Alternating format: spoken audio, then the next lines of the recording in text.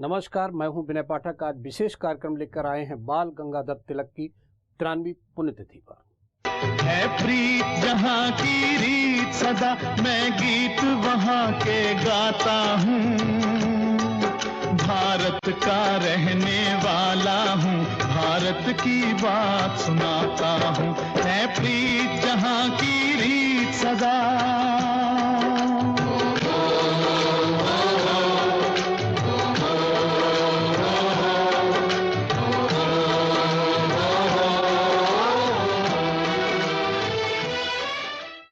आधुनिक भारत के निर्माता बाल गंगाधर तिलक की 93वीं पुण्यतिथि है। इस अवसर पर शायद ही देश के कुछ लोगों ने इस नायक को याद किया हो, लेकिन मुंबई 24 उनकी पुण्यतिथि के अवसर पर उनको सत सत नमन कर रहा है। भारत की पुण्य भूमि में जन्मे महापुरुष लोकमान्य गंगाधर तिलक का जन्म महाराष्ट्र के रत्नागिरी जिलांतर्गत चिरवल गांव में 13 जुलाई 1886 में हुआ था। उनके बचपन का नाम केशव बाल गंगाधर तिलक था। बचपन से ही देश प्रेम की भावना उनमें कूट कूट कर भरी थी। तिलक का जन्म एक सुसंस्कृत मध्य वर्गीय ब्राह्मण परिवार में हुआ था।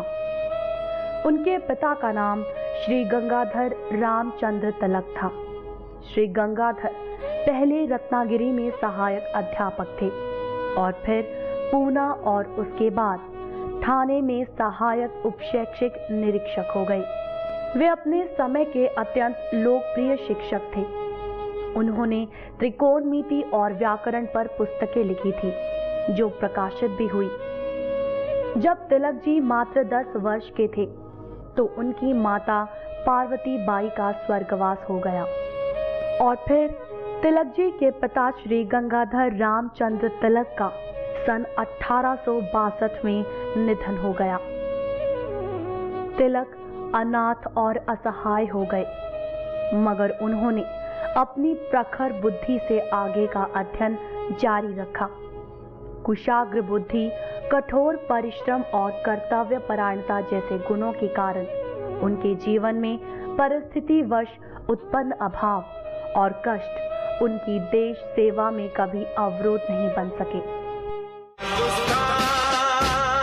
हिंदुस्तान, हिंदुस्तान, हिंदुस्तान, मेरी आन, मेरी शान, मेरी जान, हिंदुस्तान।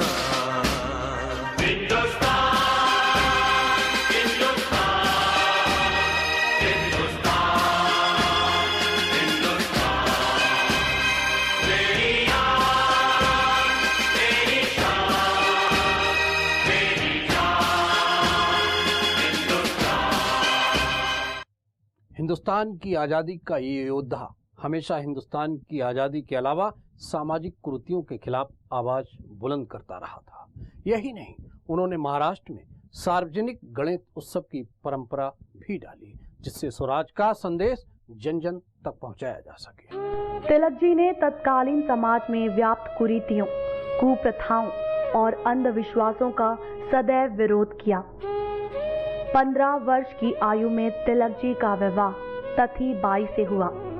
उस समय उन्होंने दहेज न लेकर अपने ससुर से पढ़ने के लिए कुछ पुस्तकें मांगी थी। तिलक जी के इस फैसले से उनके ससुर भी हतप्रभ हो गए और उन्हें विश्वास हो गया कि उनकी कन्या के लिए तिलक जी से अच्छा कोई और नहीं हो सकता। तिलक जी को गणित और संस्कृत में महारत हासिल थी। बचपन में एक बार उन्होंने पिता को बाण भट्ट की कादंबरी पढ़ते सुना तो वे दंग रह गए। प्रारंभ में एक मराठी स्कूल में अध्यापक का कार्य किया और उच्च शिक्षा प्राप्त कर शिक्षा विभाग में सहायक उपशिक्षा निरीक्षक बन गए। अध्यापन कार्य करते हुए तिलक ने 2 मराठी पत्र केसरी और मरहट्टा निकालना प्रारंभ किया। इनके माध्यम से उन्होंने लोगों में राजनीतिक चेतना जगाने का महत्वपूर्ण कार्य किया।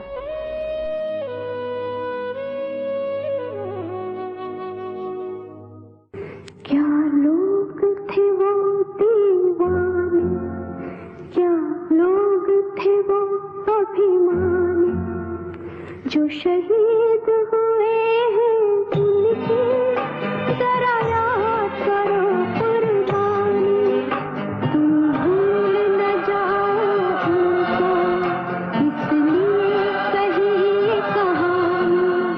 जो शहीद हुए हैं उनकी जरा याद करो कुर्बानी। जय हिंद की सेना, जय हिंद की सेना, जय हिंद। बाल गंगाधर तिलक अपने पिता की मृत्यु के समय मात्र 16 वर्ष के थे।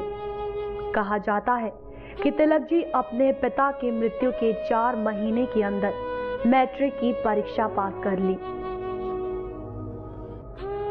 वे डेक्कन कॉलेज में भर्ती हो गए और फिर उन्होंने 1866 में बीए ऑनर्स की परीक्षा पास की और सन 1879 में उन्होंने बंबई विश्वविद्यालय से एलएलबी की परीक्षा पास की और कानून की पढ़ाई करते समय उन्होंने आगरकर से दोस्ती कर ली, जो बाद में फर्ग्यूसन कॉलेज के प्रिंसिपल हो गए। दोनों दोस्तों ने इस बात पर विचार करते हुए अनेक रातें गुजारी कि वे देशवासियों की सेवा की कौन सी सर्वोत्तम योजना बना सकते हैं। अंत में उन्होंने संकल्प किया कि वे कभी सरकारी नौकरी स्वीकार नहीं करेंगे और नई पीढ़ी को सस्ती और अच्छी शिक्षा प्रदान करने के लिए एक प्राइवेट हाई स्कूल और कॉलेज चलाएंगे। उनके साथी छात्र इन आदर्शवादी बातों पर उनकी हंसी उड़ाते थे, लेकिन इन उपहासों और कठिनाइयों का कोई असर उन दोनों उत्साही युवकों पर कभी नहीं हुआ। तिलक जी ने स्कूल के भार से स्वयं को मुक्त करने के बाद अपना अधिकांश समय सार्वजनिक सेवा में लगाने का निश्चय किया। अब उन्हें थोड़ी फुर्सत मिली थी। इसी समय लड़कियों के विवाह के लिए सहमति की आयु बढ़ाने का विधेयक वायसराय की परिषद के सामने लाया जा रहा था। तिलक पूरे उत्साह से इस विवाद में कूद पड़े, इसलिए नहीं कि वे समाज सुधारों के सिद्धांतों के विरोधी थे, बल्कि इसीलिए कि वे इस क्षेत्र में जोर जबरदस्ती करने के विरुद्ध थे। सहमति की आयु का विधेयक, चाहे इसके उद्देश्य कितने ही प्रशंसनीय क्यों न रहे हों, वास्तव में हिंदू समाज में सरकारी हस्तक्षेप से सुधार लाने का प्रयास था। अंत में समाज सुधार के कुछ कट्टर समर्थक इसके विरुद्ध थे। हिंदुस्तान, हिंदुस्तान, हिंदुस्तान, मेरी आन, मेरी शान, मेरी जान, हिंदुस्तान,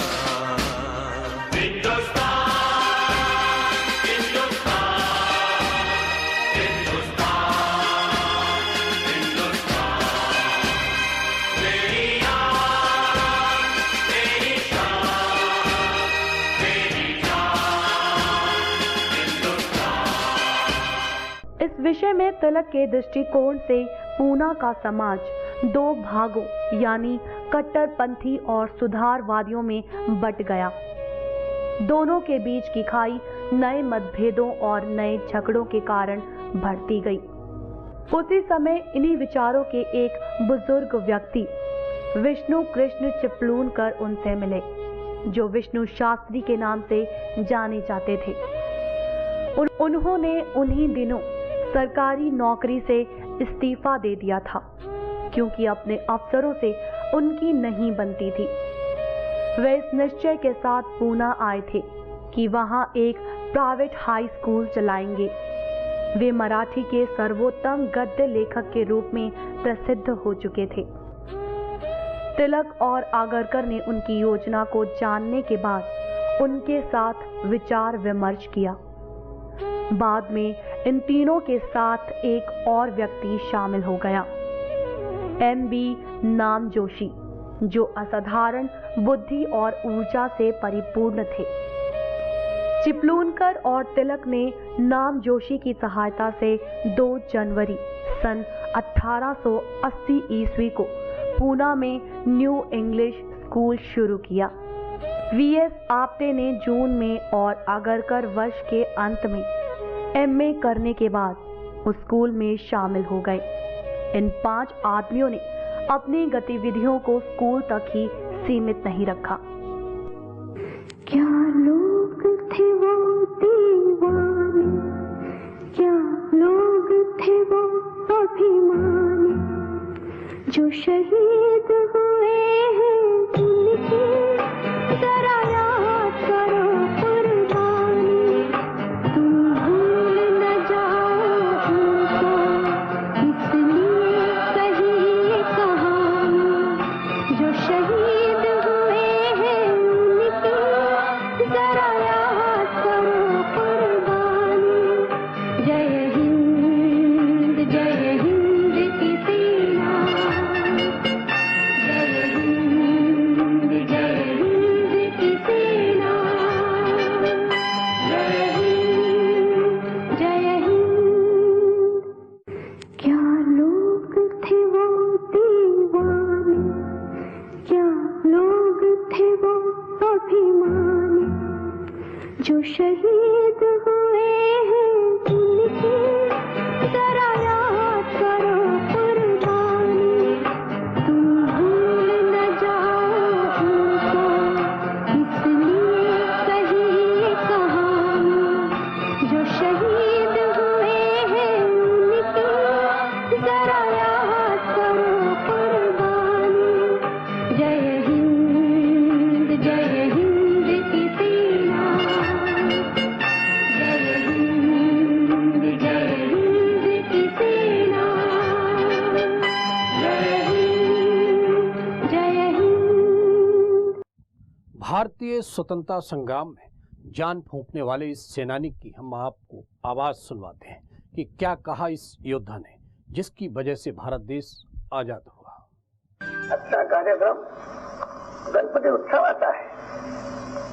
ठरल्याप्रमाणे गायनकार बखलेबा यांचं गायन सुद्धा झालेलं आहे। लोकांनी शांतपणे ऐकावं अशी माझी इच्छा आहे। कोणी गडबड केली तर मी ऐकून घेणार नाही, लोकांनी बाहेर जावं, पण ठरलेला कार्यक्रम झालाच पाहिजे अशी माझी इच्छा आहे। देश का एक प्रमुख नेता और समाज सुधारक स्वतंत्रता सेनानी भले ही हमारे बीच नहीं है, लेकिन सही मायनों में वह हर हिंदुस्तानी के दिल में है और लोग उन्हें इसीलिए लोकमान्य की उपाधि से नवाजते हैं। ऐसे शिरोमणि व्यक्तित्व को मुंबई 24 का एक बार फिर नमन। उसके साथ ही हमारी विशेष पेशकश यहीं पर समाप्त होती है। विनय पाठक को दीजिए इजाजत। जय हिंद। है प्रीत जहाँ की रीत सदा, मैं गीत वहाँ के गाता हूँ। भारत का रहने वाला हूँ, भारत की बात सुनाता हूँ। है प्रीत जहाँ की रीत सदा।